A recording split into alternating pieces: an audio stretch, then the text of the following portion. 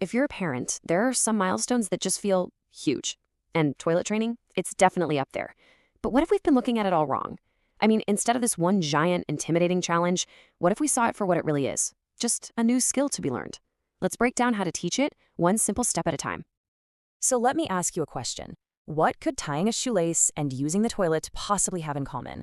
I mean, on the surface, it seems like absolutely nothing. But it turns out, the secret to mastering both is exactly the same. And here's the answer. Both of them are complex skills that are really just a chain of tiny, simple steps. And once you see that chain, the big, scary task doesn't seem so big and scary anymore, right? Suddenly, it's something you can actually manage. Now, this powerful technique actually has a name. It's called task analysis.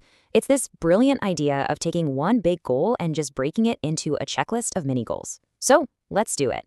Let's apply this and map out every single step of using the toilet from start to finish.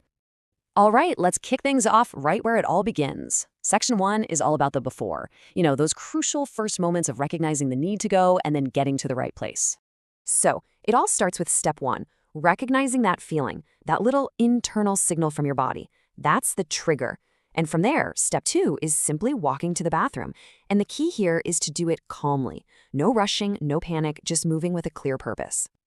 Okay, so we've made it to the bathroom. Perfect. Let's move on to our next section and see how this all builds, getting everything ready to actually use the toilet.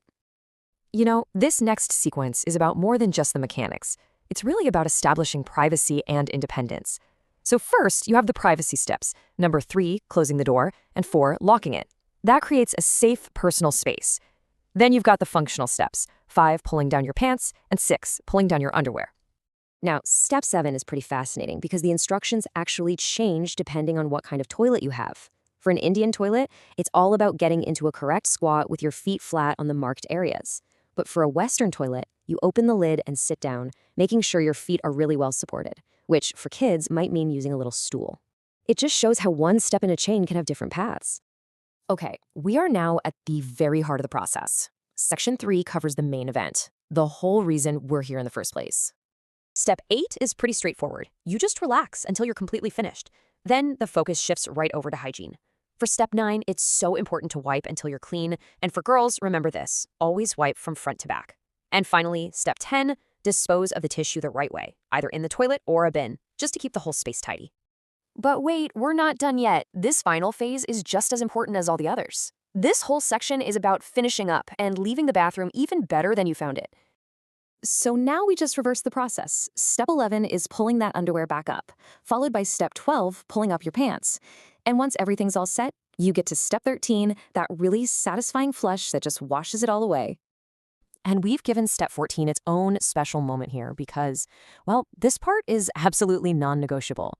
Proper hand washing isn't just a quick rinse. It's about using soap to get a really good lather, scrubbing thoroughly, rinsing off every last bit of soap, and then drying your hands completely.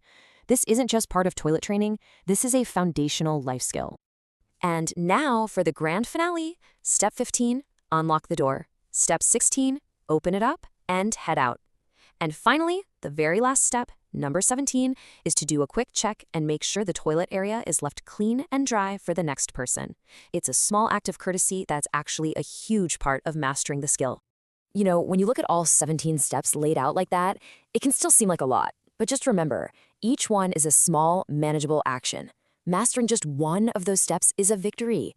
It's such a powerful reminder that every tiny bit of progress is a giant leap towards independence. And that really leaves us with a final thought. This method, this task analysis, it isn't just for toilet training. I mean, think about it. What other big, intimidating challenges in your life or in the life of someone you're teaching could be solved just by breaking them down into simple, achievable steps? The possibilities are absolutely endless.